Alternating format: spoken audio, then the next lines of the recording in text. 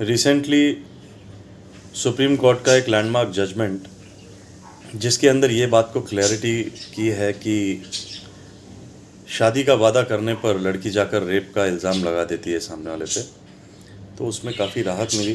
लोगों को पता चला कि सुप्रीम कोर्ट ने ये बताया कि डिफरेंस क्या होता है इसके अंदर। So there is a difference in breach of promise and not fulfilling the promise. आप इसमें देखेंगे अगर इंटेंशन बहुत इंपॉर्टेंट रोल प्ले करता है। अगर आपका स्टार्टिंग से ऐसा इंटेंशन है कि आप शादी करना चाहते थे लेकिन कुछ घर की परिस्थितियां ऐसी हुई कि आप शादी नहीं कर पाए, तो वो अलग बात हो जाती है। लेकिन अगर आपका उद्देश्य ऐसा था कि आप स्टार्टिंग में ही आपने मन बना रखा था कि मैं शादी नहीं करने वाला, लेकिन आप वादा करते जा रहे हैं, प्रॉमिस दे रहे हैं कि मैं शादी करूँगा, और आगे जाके आप फुलफ़िल नहीं करते हैं, तो वहाँ पे ब्रीच ऑफ प्रॉमिस आ जाता है। ये चीज़ों को समझना बहुत ज़रूरी है। वहाँ पर ये ब्रीच ऑफ प्रॉमिस क्रिएट हो जाता है। और नॉट फुलफिलिंग द प्रॉमिस का मतलब है कि आप करना चाहते हैं वो चीज़ लेकिन अंततः वो आप फुलफ़िल नहीं कर पाए। तो इसके अंदर एक फ़र्क निर्माण हो जाता है। कंसेंट बहुत इम्पॉर्टेंट रोल प्ले करता ही है। पूरी स्टोरी में कंसेंट ही रोल प्ले कर रहा है कि कंसेंट से ये एक्ट किया गया है। तो ये जो केस है ये है Naeem Ahmed versus state of Delhi. तो इसके अंदर सेक्शन 90 ऑफ आईपीसी का आधार लिया गया कि जिसके अंदर ये किया गया कि सेक्शन 90 कहता है कि मिसकंसेप्शन ऑफ फैक्ट। लड़के ने मुझे प्रॉपरली फैक्ट नहीं बताया, तो मिसकंसेप्शन हो गया, जिससे मेरा जो कंसेंट है उसको कंसेंट ना माना जाए।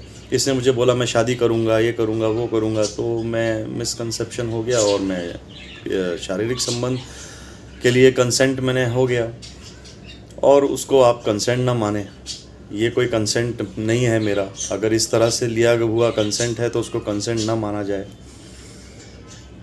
तो ये एक आधार था। तो सुप्रीम कोर्ट ने काफ़ी सारे केस इसमें रेफ़र किए, जैसे कि उसमें से है Uday versus state of Karnataka and Deepak Gulati versus state of Haryana, और Duruvaram Muralidhar Sonar versus state of Maharashtra.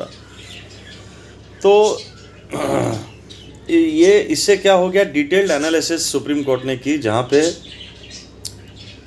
Differentiate करने के लिए कि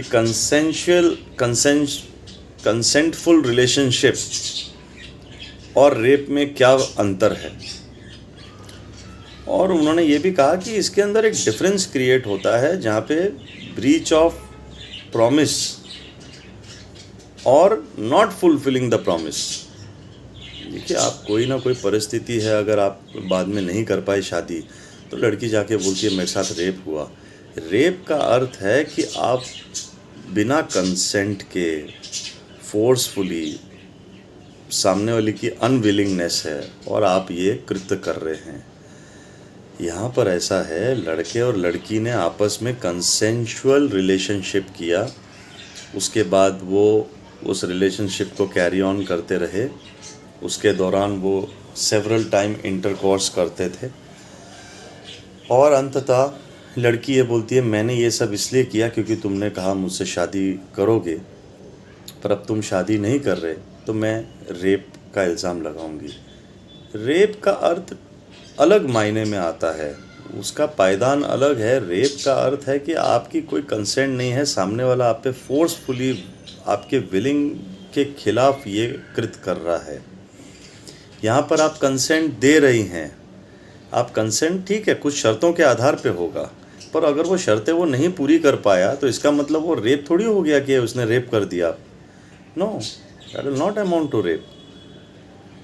सो ये बहुत अच्छा जजमेंट आया फॉर पीपल, हम सब के लिए, और लोगों को इससे पता चला कि it is not a so easy cake walk कि आप मैरिज का प्रॉमिस करते हैं। देखिए, अगर आपका स्टार्टिंग से उद्देश्य ऐसा है कि आपने शादी वादी करनी नहीं है और आप फॉल्स प्रॉमिस दे रहे हैं, सब तो बात गलत है, तो आप आ जाएंगे श्रेणी के अंदर। पर अगर आपका उद्देश्य ऐसा नहीं है और आप अंततः लेकिन फुलफ़िल नहीं कर पाए प्रॉमिस। XYZ रीज़न्स होते हैं हर एक के घर के, कोई कभी माँ बाप नहीं मानते, कभी आपकी परिस्थिति डावाडोल हो जाती है, फाइनेंशियल पोजीशंस ऊपर नीचे कुछ हो गई, या आपको प्रेशराइजेशन हो गया, आप नहीं कर पाए, तो इसका मतलब ये थोड़ी है कि आपके ऊपर रेप का इल्ज़ाम डाल दें। और no, it was always a consent of the girl. लड़की की हमेशा सहमति थी, मिलती थी, जपियाँ पपियाँ ये वो सब कंसेंशुअल होता था। अचानक से अब आप क्योंकि फुलफ़िल नहीं कर पाए प्रॉमिस तो आपके ऊपर रेप का इल्ज़ाम डाल दें, दिस इज़ नॉट डन। तो ये सुप्रीम कोर्ट ने बहुत अच्छा जजमेंट दिया। Naeem Ahmed versus state of Delhi 2023 का ही जजमेंट है। और इसके अंदर जो कंप्लेनेंट थी वो ऑलरेडी मैरिड थी, और जो एक्यूज़ था वो भी मैरिड था। तो उसने भी ये बात रखी कि जैसा ये लेडी है, इसके 3 बच्चे हैं, मैंने इसे कहा था कि मैं तुझसे शादी करूंगा अगर तुम अपनी डिवोर्स दे देते हो हस्बैंड को।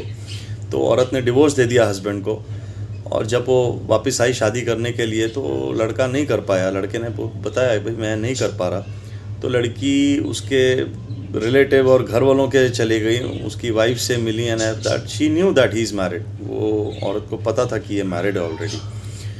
तो ये ग्राउंड लिया गया कि इनको तो पता भी है कि मैं मैरिड हूँ, ये मैच्योर्ड लेडी हैं, ये मेट्रो सिटी में रहती हैं, ये सब जानने के बाद भी ये कंसेंट इनका था। तो किस आधार पे रेप पकड़ा जा रहा है? मैं फुलफ़िल नहीं कर पाया प्रॉमिस, वो एक अलग टॉपिक रहा, वो एक अलग बात रही, पर मैं कोई रेप नहीं किया, ये बेस बनाया गया और उस पर सुप्रीम कोर्ट का जजमेंट आया। तो आशा करता हूँ ये जजमेंट कई लोगों को नहीं पता हो तो उन्हें पता चलेगा। तो इसी के साथ मिलते हैं हम नेक्स्ट वीडियो में। आप लोगों के लिए ऐसे वीडियो मैं बनाता रहूँगा ताकि आपको नए नए कानून के बारे में पता लगे। और कुछ भी सवाल हो आपका, या कोई भी अगर ऐसा कुछ रहे तो आप डिस्क्रिप्शन में मुझसे या मेरी टीम से कांटेक्ट कर सकते। और मिलते हैं दोस्तों अगले वीडियो में, तब तक के लिए ख्याल रखें। जय हिंद।